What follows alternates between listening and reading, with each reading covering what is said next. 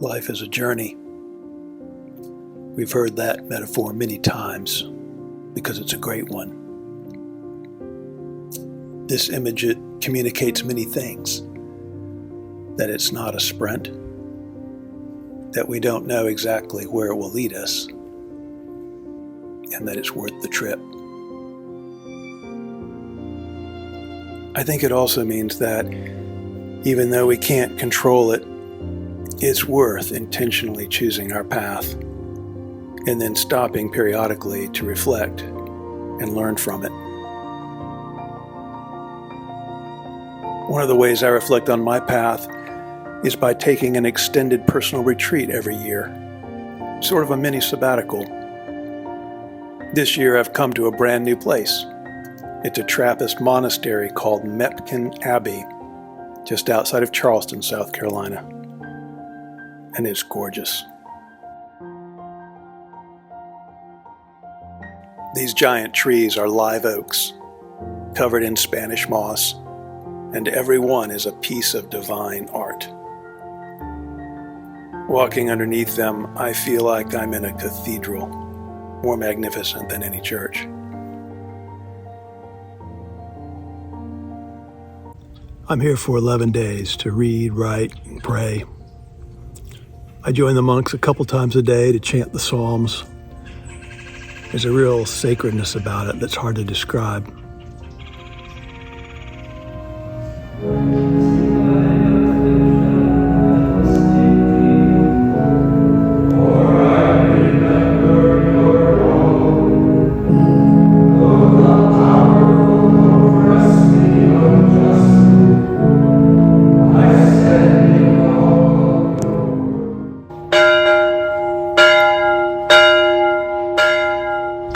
What do you think?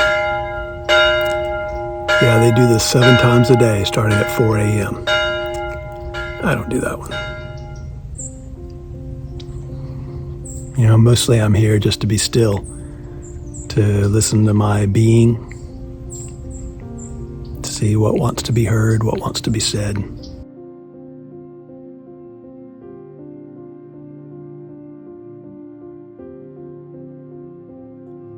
I'm always just a bit surprised at what comes up, but it's always good, always timely,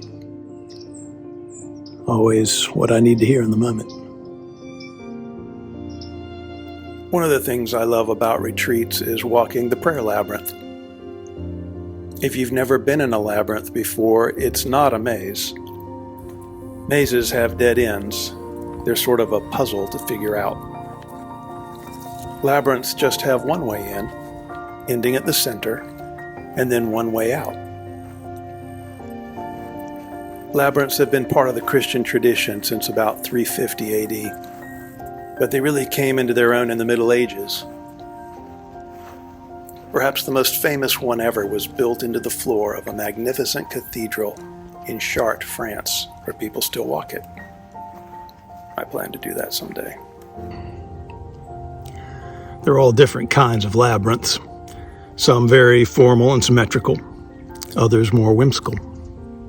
The one at Mepkin Abbey is super rustic. Basically, they just let this big patch of reeds grow up, and then they cut a path through it, and it works. I love walking the labyrinth for several reasons. First, it's a body prayer, which means that our praying begins to incorporate all 3 centers of our being: head, heart, and body. Second, it's this simple but profound metaphor for life itself. It's the journey we've been talking about.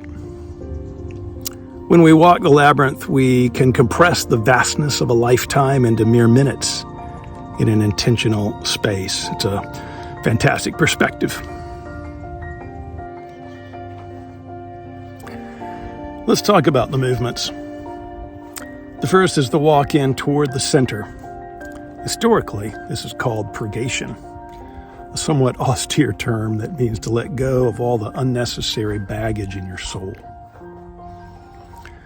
As I was walking this path the other day, the Spirit reminded me of all kinds of dead weight that I've been carrying and that I could turn loose of.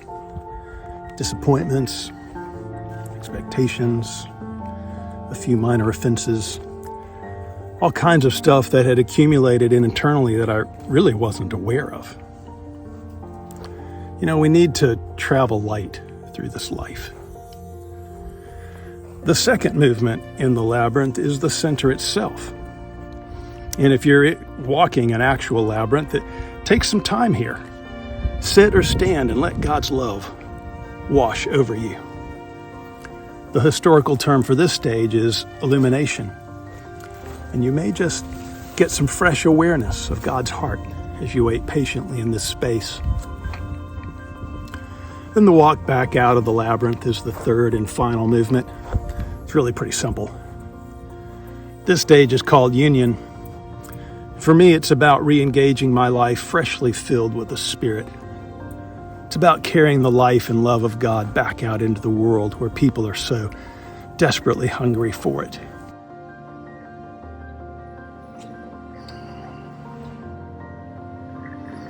So how's the journey going for you? Maybe it's time to let go some dead weight in your life. Maybe your heart wants to get quiet enough to hear God's fresh love and guidance. And maybe God wants to be so one with you that your journey is a redemptive healing force everywhere you go. If that sounds good to you, find or create your own labyrinths today. Or come on down and join me at Mepkin Abbey. I look forward to seeing you on the path.